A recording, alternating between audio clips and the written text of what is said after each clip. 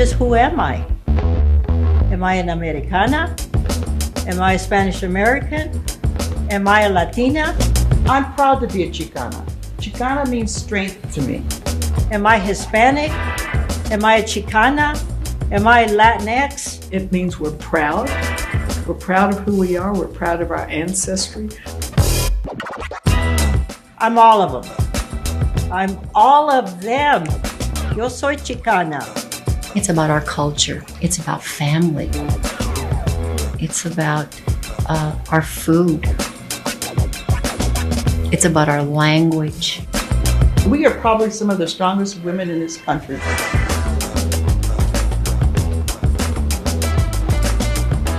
I am a Chicana, a woman born here in this country, but with very strong Mexicana roots and indigenous roots, and whose life is dedicated to social justice. We have a unique place, and sometimes we're the nurturer, and sometimes we're the warrior, and sometimes we're both.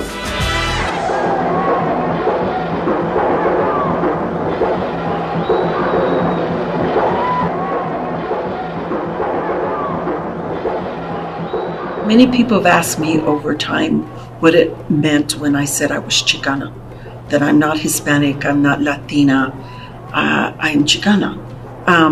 That came out of that time in our history, in the early years of the Chicana movement, where we began to look at each other and say, who are we? Where do we belong in this history, in this place? The original inhabitants of Denver, at least going back about 500 or so years, were the Cheyenne and Arapaho, Kiowa, Comanche, indigenous peoples who came to this area because of natural resources and migration patterns of big game.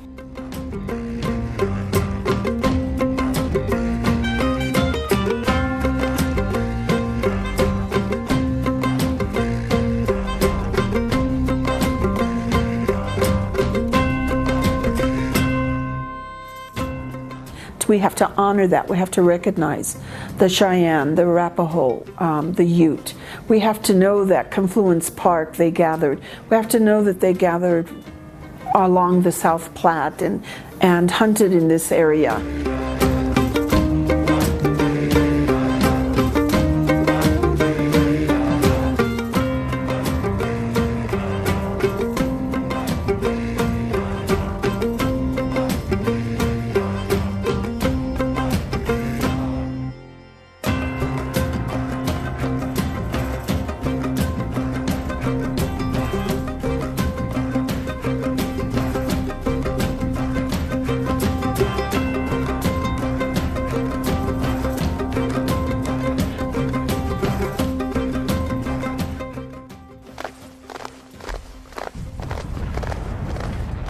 We were people that went through colonization, like many peoples did here, but there was also the attempt to create cultural historical amnesia with us.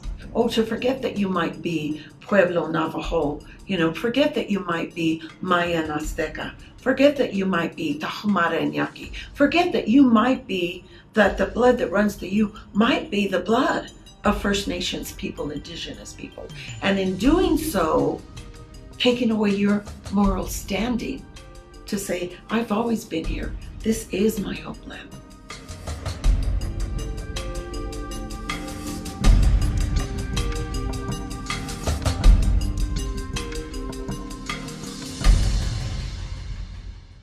When this land was under the Spanish, there were efforts made to bring settlers into what was then the northern frontier of what was then New Spain and then New Mexico. And they would be given land and access, often private land, and also access to common lands called ejidos. And so there were early settlements as early as the 1700s in northern New Mexico, well, Santa Fe even earlier than that. When the Spanish came, where they really concentrated was the San Luis Valley and northern New Mexico. Santa Fe was the oldest town before Jamestown. Think about that.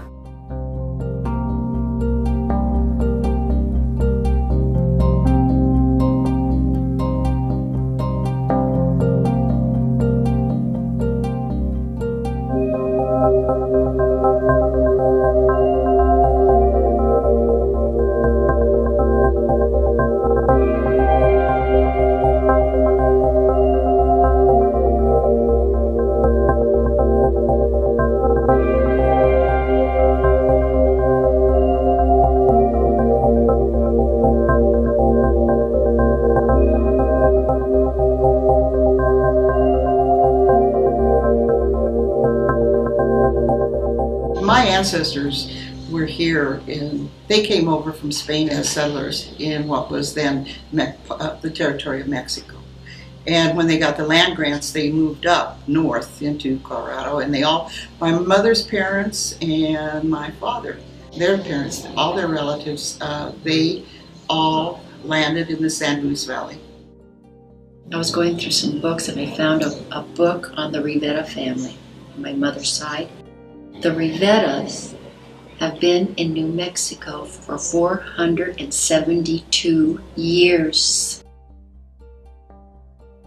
There was a term Spanish American. My grandparents and great-grandparents clung to that term because it made them what?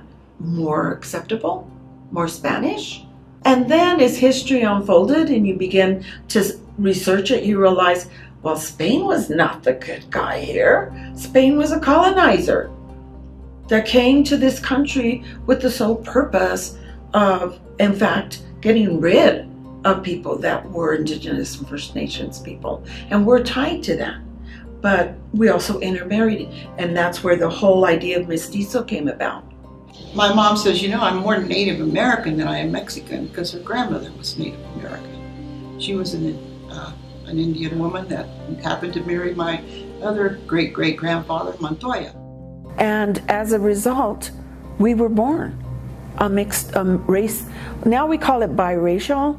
That's what it would have, but it's, to us, was a mestiza. We were of the two bloods.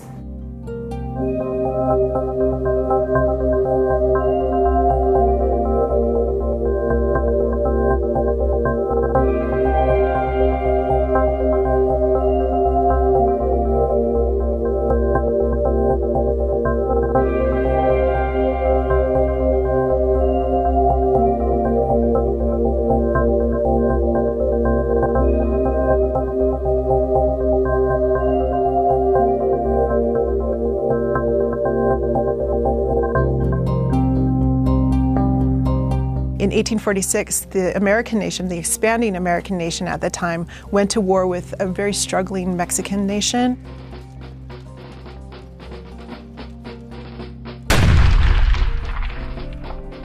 So most people don't know that then there was an illegal war because Congress didn't approve the war against Mexico that President Polk launched because he wanted the seaboard. He wanted the California seaboards. That's what he wanted. The war ended with the Treaty of Guadalupe Hidalgo, which essentially gave, well, $15 million, which was nothing at the time, the entire Southwest plus California to the United States. And so you have those very rooted old Mexican settlements in southern Colorado, in northern New Mexico, and throughout the Southwest. And overnight, they became Americans. And actually, the treaty said that they had 1 year to either leave, go to Mexico, or to become American citizens. Mom says, but Indian, Spanish, they think we're all Mexicans, but we didn't come from Mexico. We were all born here in the United States, what is now the United States. My father would tell me stories of Mexican, people who always lived in Texas, but then the border changed. That's what he said. We were here, the border changed. For many Mexican Americans of the Southwest, the border crossed them. They didn't cross the border.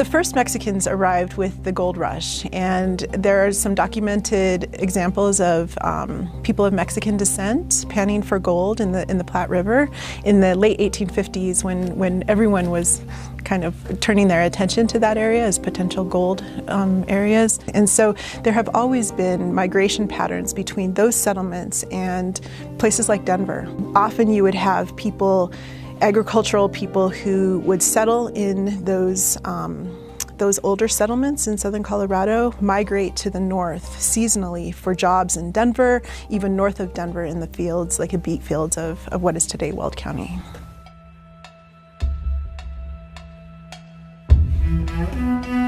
Well, to be any person of color during the Great Depression was to be scapegoated for a lot of the economic problems that the country was experiencing. To be Latino, Chicano, Mexican American at the time was certainly to be scapegoated as the other, and often the first fired from jobs as jobs were being eliminated nationwide, particularly in the Southwest, and also to be ineligible for many of the government programs, the relief programs such as the WPA or direct relief programs in the New Deal. It was also to be excluded.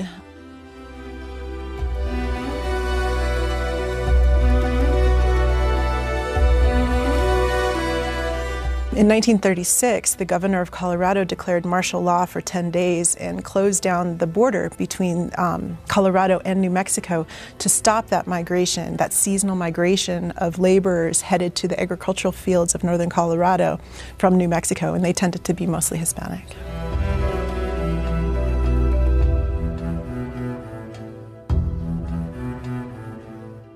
Our people were very discriminated against. My father was. I saw him refuse service because of the way he looked, because he knew only Spanish. We were called dirty Mexicans, black Mexicans, greasy Mexicans, no good for nothing Mexicans, lazy Mexicans. My mother and many of our people went to schools where they were punished for speaking Spanish. Our parents didn't raise us learning that language because they feared that we would be punished, that we would be hurt and harmed because we chose to speak that Spanish.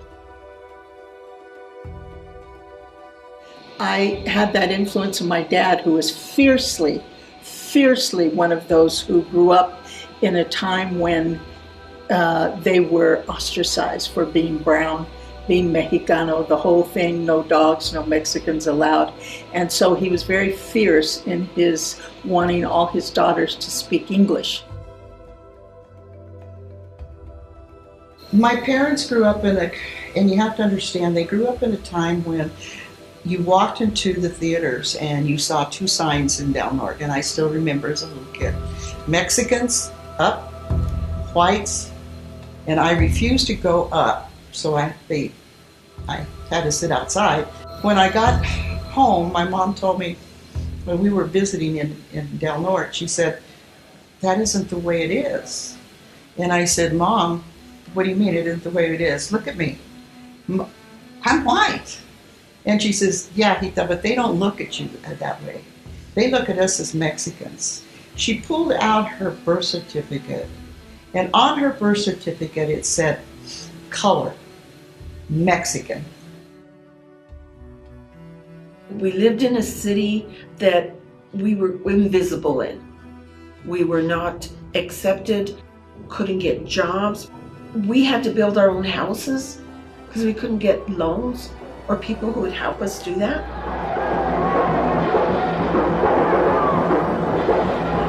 There was incredible confrontation with police all the time between our community and them. Clearly, we didn't have people on the police department that looked like us, any way you looked at it. And their whole attitude was always one of, they were always in that siege mentality, a military, we were to be kept suppressed. That was their role. Keep those spics in order.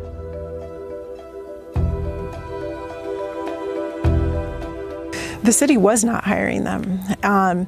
It would be not until the 1970s when we get our first, for instance, Chicano or Mexican American firefighters, right? So there was a long history of discrimination. You have those civil service jobs that were dominated by whites. And I'll also add to that a history in the educational realm of not teaching the youth their history. So what they were being taught and by whom was really important. They were being taught a very white version of history. They were being taught the literature of white figures. I mean, their identity, their history, their creative contributions to the culture were non-existent. And further, they were being taught in schools that were dominated by white teachers and white administrators. We didn't have anything to see ourselves as a community. Most of the kids I grew up with never had gone to Mexico, never learned to speak Spanish, never had seen Mexican art in the home or in books, and absolutely nothing in school. They thought they were teaching us Mexican culture by teaching us the Mexican hat dance. They really and truly thought that they were doing us a big service. We had no books in Spanish, no books reflective of our culture, zilch. Not even in junior high or high school. We never knew what a Ute was, a Arapaho, Apache, none of those Navajo. Of course, they have their own names for themselves. We never heard any of those names. We never learned a drop of that history. We never learned about any Spanish surnamed people from this region. Nothing, zilch, literally. So that's kind of the backdrop of where we're at when the Chicana movement began. The leadership of that movement, my dad, Rodolfo Corky Gonzalez, said, wait a minute, we will not sit back. We will not be silent. We will stand up. We are going to start a crusade for justice. We're watching radical Anglo move.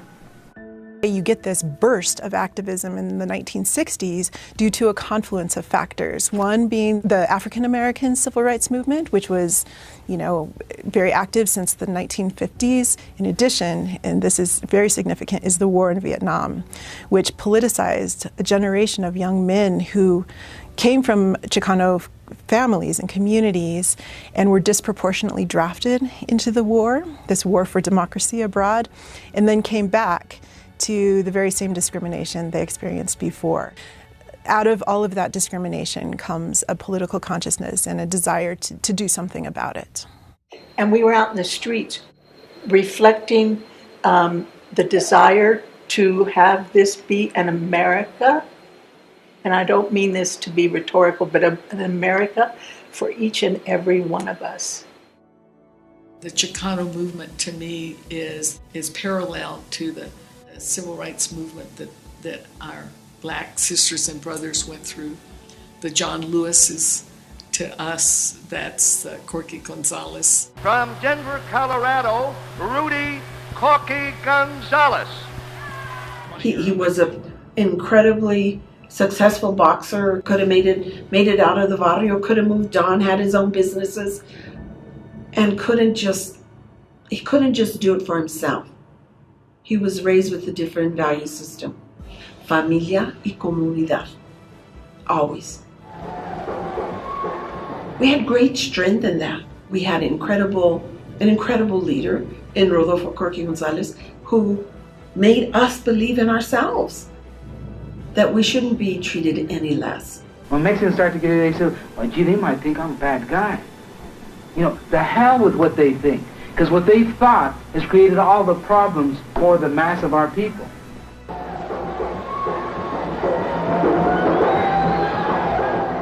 In '69, I'll go back, there were members of our organization whose children went to West High School.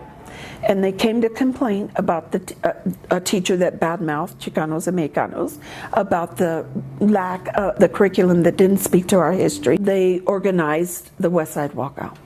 And I was assigned by my dad to be that mentor kind of person that would help them and make sure we organized everything was in place. And so we did. We marched on West High School, and And in the film, you'll see me. I have the bullhorn with the pigtails and the red ties on it. And people said it was us that somehow rioted. It wasn't. The police were called, and they descended on us. And that's when the other part, the parents and grandparents, like my dad, and our older community didn't tolerate it and tried to come to our rescue, and they tear gassed the west side for 3 days. It was a police riot. Many of us were arrested and charged, and then charges were dropped. Blood flows amid riot and disorder. How many times? In more traditional narratives of the Chicano movement, you hear men's names, right? The 4 horsemen of the Chicano movement, and you're like, no, that's not right.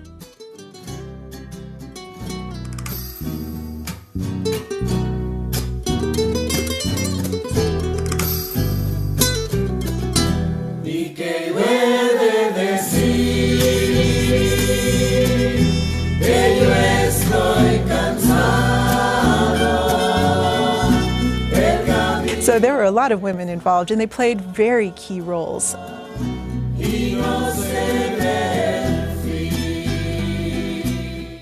They sometimes weren't given the very public roles of speaking and hosting these demonstrations and so forth, but they were there. They were just as active in the planning, in the expression of this new political consciousness, and also in the logistical part of the movement.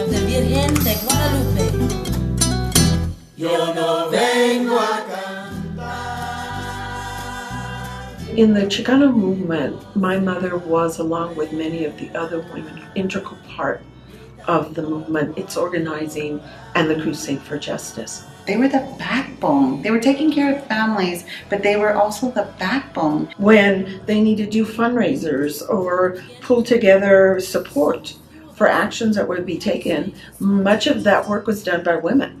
Women who did the calling, women who would get other comadres and aunts and grandmas to come and be involved, to create, cook the food, to create the dinners, to raise the money to support the action. But they were the ones who were in the background, preparing, editing speeches, typing out speeches, taking care of the children, teaching, nourishing, and nurturing. The families helped each other, and there was a sense of community back then, because there were so many things that they didn't have, but what they did have was each other, and what we call now social capital, right?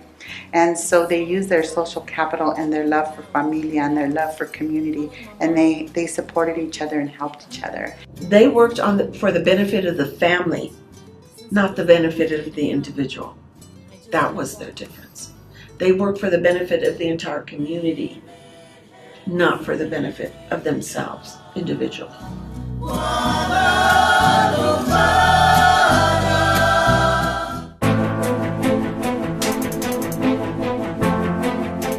A lot of people say, so did the movement accomplish what it needed to do? It accomplished a great deal. It moved us further than we'd ever been. I think it has made a difference politically. There are more people registered to vote. I think it has taught us that there's power in the vote and that we have a right to be a major part of the voting bloc. It's because of the Chicana movement that we have people in college and we have professors now that look like us, talk like us, think like us, because there was a Chicana movement.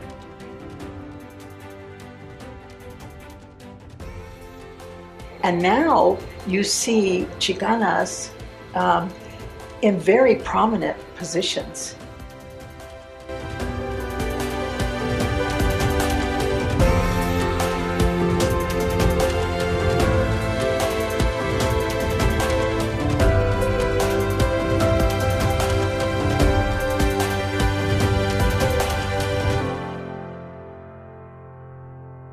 My name is Ramona Martinez, and I'm a former member of Denver City Council. I was elected president of City Council not once, not twice, but 3 times. When you're a minority woman, you have to not only try harder, but you have to prove yourself just as even twice as hard. All the men were getting elected. All the men were doing that. And the women never really got to that point until I finally said, enough's enough. I got involved in Head Start programs, helping kids in Head Start programs. I did that. And eventually, it involved in me seeing how important it was to get involved in politics and to be at the table. If you didn't have a seat at the table, making all the rules, changing laws and so forth, then we really wouldn't have a voice. The city was really seeing the changes that Federico wanted to make, that Mayor Pena wanted to make at the time. The building of the airport, the convention center, downtown housing, Coors Field, so I had a great deal of responsibility. For 9 years, I tried to get the city to realize that the lowest income community in this entire city was Sun Valley, which I represented. We needed a new center for those kids. We needed a new recreation center. It was the oldest one in the city. It took me 9 years, and I'm very proud of the fact that I didn't give up on 9 years for those kids to have that recreation center. I think the most professional contribution I made was to show that we could, as Latinas, could be in the same world that had been dominated by males all the time, by showing leadership, by showing strength, and most of all by not being selfish.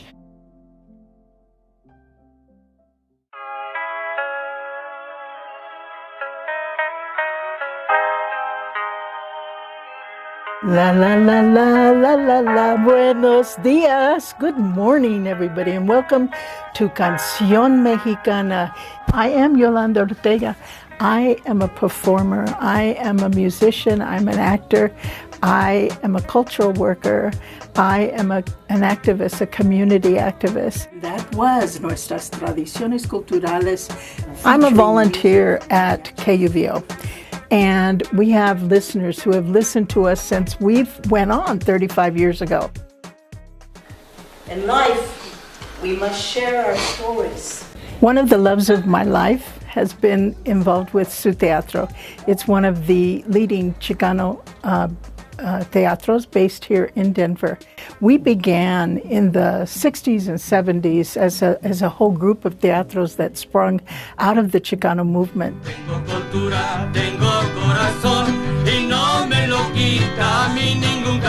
If you're part of a movement, if you're part of growing and being successful, you have to do that with your hand, reaching out to others. I started working at MSU Denver in 1972. I got a position as a secretary for Chicano Studies. From there, I started getting promoted. From being a director of student activities, I was promoted to assistant dean, and then associate VP, and finally vice president of student affairs. Especially working with Latino students and women, the young Latinas, that was really important for me. We were able to be part of a whole cadre, a whole group of people of color, students of color, that made the universities that much richer.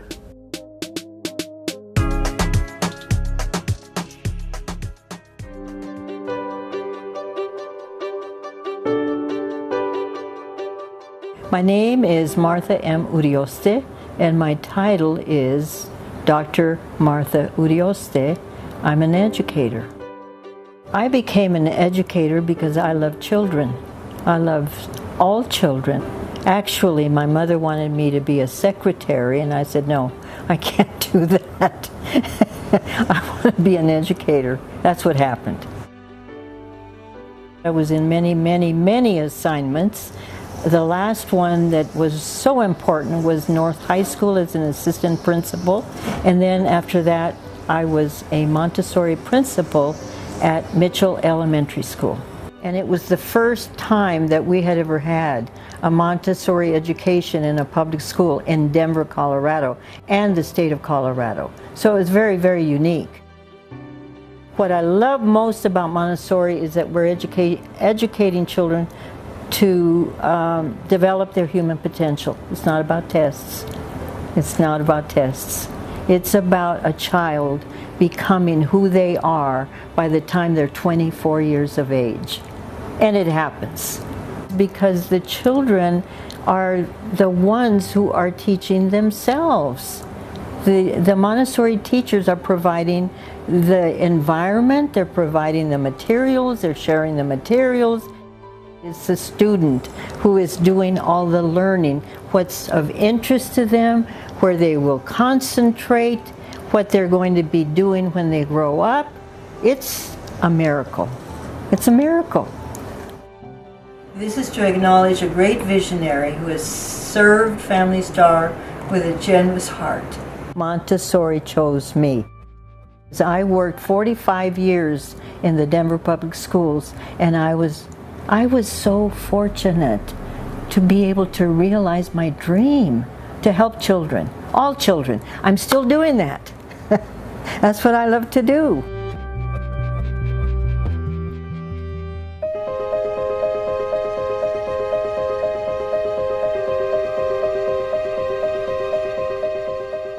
My name is Patricia Barella Rivera, and I was the former director of the Colorado U.S. Small Business Administration. The first Latina in the country to be an SBA director out of 70 offices. I loved my job. I loved it because we were helping small businesses in the whole state of Colorado. I traveled all 64 counties in the state, and I loved helping people. It was a great job, but it was also one of the most difficult jobs I've ever had. It was male-oriented, male-dominated, and they made it very difficult for me.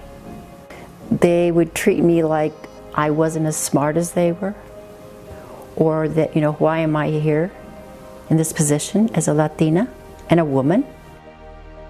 I felt like I put a suit of armor on every day, walk out the door, out of my home, and I have to leave that suit of armor on until I get back home. Because it's coming at you left and right. And you're being tested continuously and being questioned continuously. But I was determined I was going to hang in there. Because when I left, we were giving $1.2 billion in loans to small businesses. And the majority were women and people of color. That had never happened. And that just warms my heart. Hopefully I left a positive legacy for future women to come in and women of color. So because of me and others of us working so hard, we want our younger generation to realize that we have really worked to bring them along.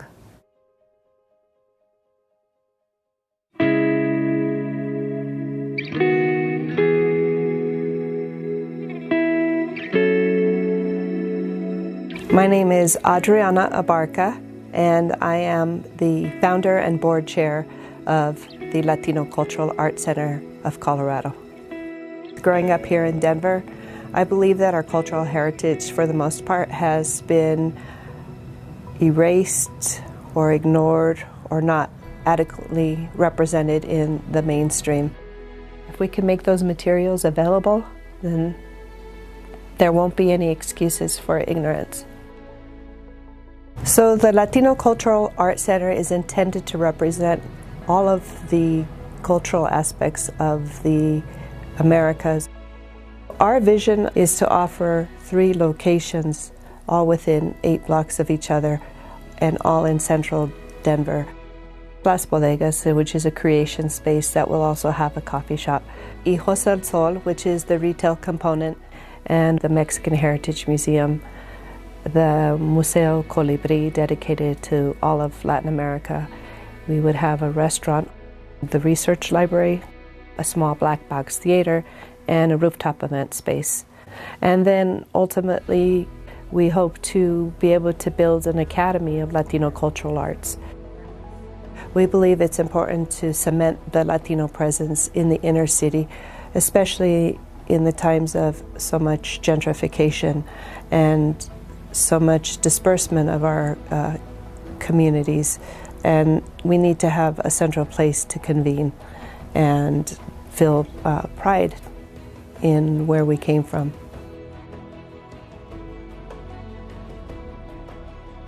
I hope to teach future generations how to empower themselves, and I hope to set that example for them.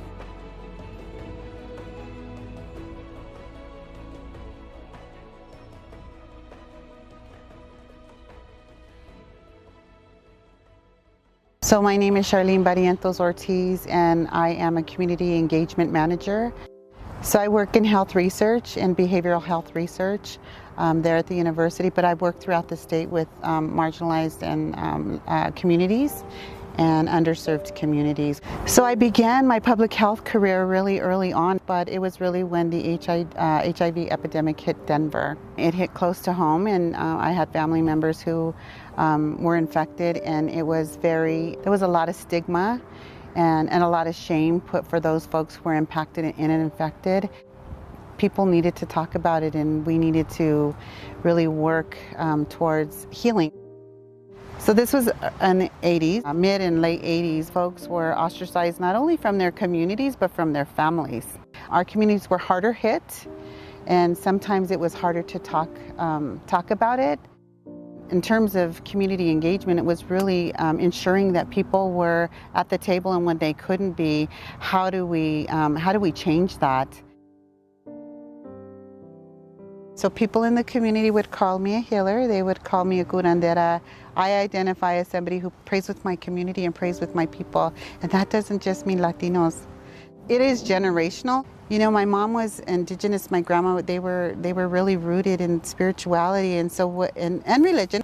But there is this other level of energy and love. If people would just tap into that, when you pray with people and I support them, I guide them, and I facilitate their healing with them, we co-create that. It connects us to the future, and it connects us to the past. I'm thriving compared to where my grandma and my mom were. I'm thriving, and they would be, for sure. My mother was very proud of me. She was just really proud that I stood for community. And in spaces and places that brown women weren't, we weren't supposed to be. And that I was able to sometimes maneuver, sometimes invited, sometimes as a token, but once I got there, I was speaking truth to power.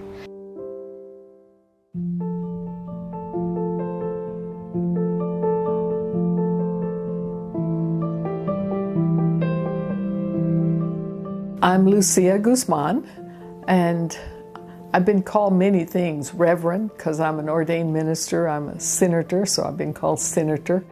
So I was the first Hispanic to lead the Senate caucus. When I first came to Denver, I came to study theology.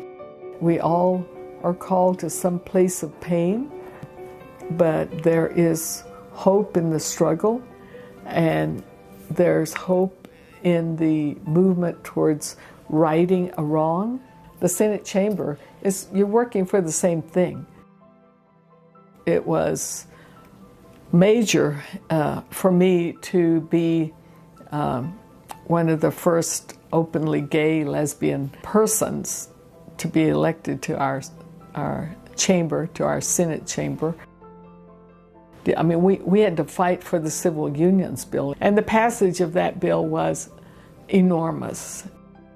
My friend, Chicana, is my life partner. Another major milestone on the journey that is the project of your sacred union.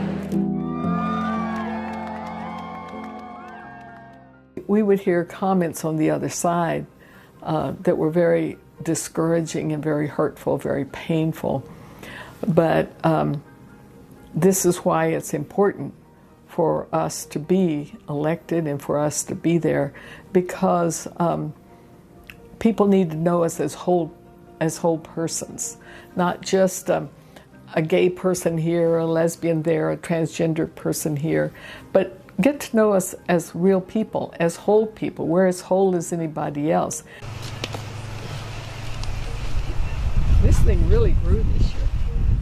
All of those things mixed together, and it all has brought me to this place of hope, because life is hard. It's not easy. It's really not a bed of roses. It is hard, but we're called to be better citizens. At the end of our lives, that's where we should look back and say, I walked that trail, I felt those thorns, but I'm thankful.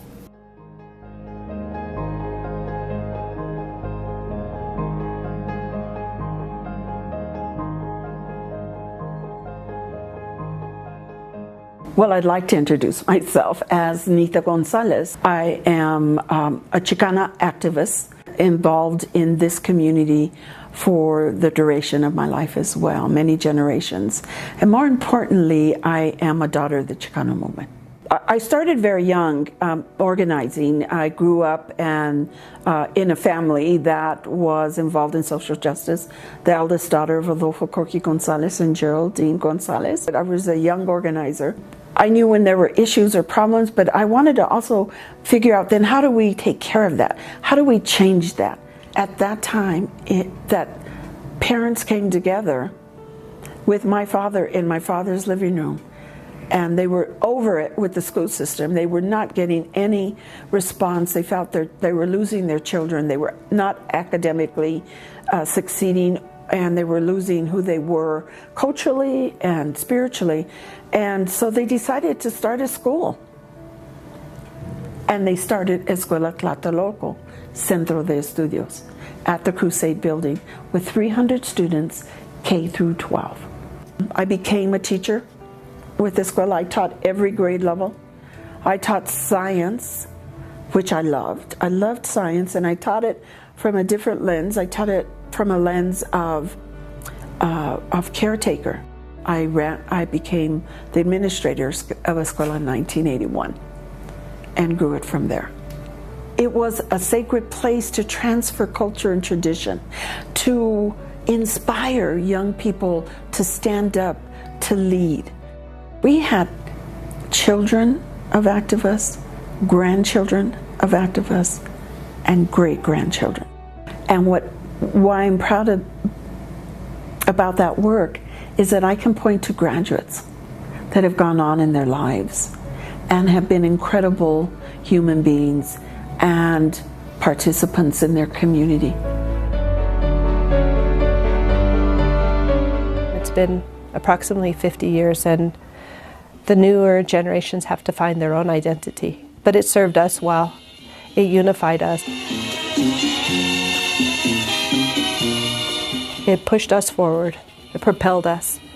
And I hope for the younger generations, whether they self-identify as Mexicans or Latinx, whatever they want to call themselves, they should do so with great pride. It gave a people pride. It gave a people history. It gave a people culture. It gave a people their place. That this is our homeland. That sí puedes hablar en español cuando quieras. We couldn't do that. We couldn't speak in Spanish. You would not have been able to speak that language here without the Chicano movement. I think young people now don't know how good they have it that you can go to a local library and find a bilingual children's book and with images of brown people. And now we have scientists and doctors and engineers and small business people and corporate CEOs, but not the way it should be. We need more. But our work is not done, because freedom is not free. We still have a lot more to do. I think one of the areas that we still need to address is the economic inequity that exists. The dropout rate for young Mexican Americans or young Chicanos in high schools, the the relatively low number of Chicano youth that go on to university education, the number of professors, the number of politicians, representation. We need to change educational systems. Our educational systems haven't changed in years. We keep doing the same old thing. Testing, testing, testing. The kids are bored. Why are we not gotten any further? Where do you see movies about just Latino families? Where do you see different TV programs where it's just two groups? Where do you see Hispanics? Where do you see Asians? Where do you see Native Americans? I can't believe we are still contending with police brutality and the inequities in housing and employment. We add to it now the issue of healthcare and environment. We have a lot of work, but I'm hopeful. And this community engagement, as we call it now, it is really just making sure that our communities are, that they're involved and included and are part of the decision-making power. It's not just asking the medical community to show up. They need to listen. They need to hire people who look like us to do the work, and they need to support pipeline issues and making sure that people get the education to do the work. All of our voices are equal. We still have a long way to go, but it's practically night and day from 50 years ago. And now look at how many legislators we have, Latino legislators we have in the State House. Look how many we have on City Council. Councilwoman Amanda P. Sandoval, representing District 1. Hi, Amanda Sandoval. Councilwoman Jamie Torres, representing District 3. Hi, Jamie Torres. Councilwoman Candy Lee Cidabaca, representing District 9. Hi, Candy Cidabaca. And Councilwoman Debbie Ortega at large. Hi, Deborah Ortega. This is the highest number of Latina women that we've ever had on City Council. So that door has been open, and it's up to them to make sure that that door continues to stay open. The greatest legacy and testament is not the brick and mortar, but how people live their lives based on those principles and values. When people say, "Are you Chicana?" I probably smile, because for me it's more than a word. It is movement. It is, literally energy, movement, and gaining all of that of the women who have done that before me. And so I feel that when I hear it. It's a bright light for me. I hear my ancestors, I hear power, I hear love, I hear connectedness. I hear and I feel it. I had all these threads in my ancestors to draw on, and they were still there with me, always. Someone asked me, when are you going to retire? I said, what? What? You don't retire from struggle. You don't retire from seeking social justice. You don't retire fighting against inequity. As long as that exists, we have to act. We have to stand up. We have to speak out. And women are learning that they have great power to do that.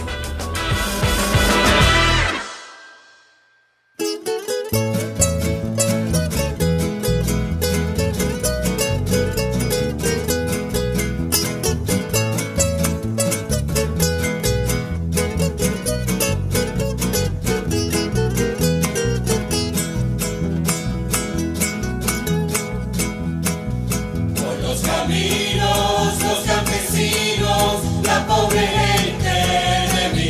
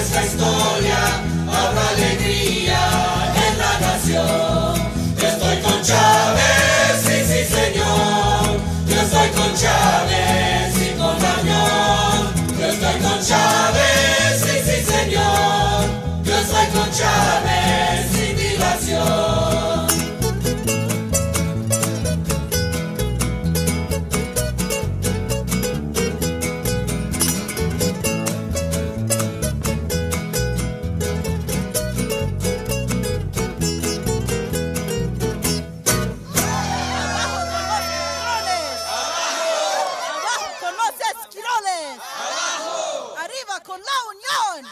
Arriba. Arriba con César Chávez. Arriba. Arriba con Dolores Huerta. Arriba. Juega, juega, juega.